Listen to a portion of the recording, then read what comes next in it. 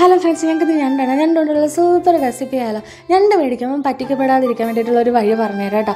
ഈ ഒരു ഞണ്ടില്ല, അത് എടുക്കുമ്പോൾ തീരെ വെയിറ്റില്ല, അതുകൊണ്ട് തന്നെ അതിനകത്ത് തീരെ ചതിയില്ല, ചതയൊക്കെ വറ്റിപ്പോയേക്കാണ് കേട്ടോ.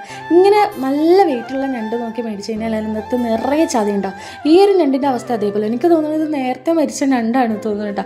അപ്പോൾ ഞണ്ടൊക്കെ ഇതേപോലെ ക്ലീൻ ചെയ്തെടുത്തിട്ട് അതിലേക്ക് നമ്മൾ ചതച്ച പച്ചമുളക്, ചതച്ച വെളുത്തുള്ളി, ചതച്ച ഇഞ്ചി, പിന്നെ നമ്മൾ ചതച്ച ചെറിയ ഉള്ളിയില്ലേ അതും കൂടി ഇട്ട് കൊടുത്തിട്ട് ചതക്കേണ്ട കറിവേപ്പില ഇട്ട് കൊടുത്തിട്ട് നമ്മുടെ ഉപ്പ് ആവശ്യത്തിന്, കുരുമുളക് പൊടിയും മഞ്ഞൾപ്പൊടിയും കൂടി ഇട്ട് കൊടുത്ത് ആവശ്യത്തിനുള്ള വെള്ളം ഒഴിച്ചു കൊടുക്കണം കേട്ടോ.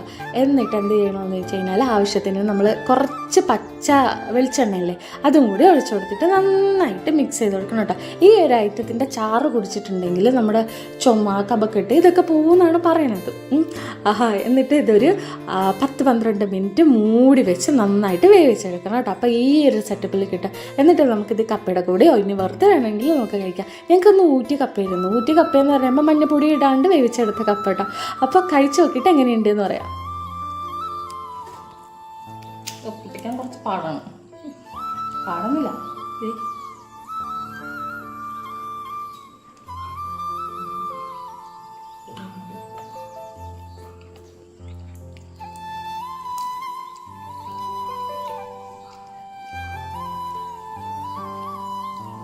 എനിക്കിതിലെ കറി നല്ല ഇഷ്ടോട്ടാ. കറി കഴിച്ചോ? കാല് പിടിക്കില്ല.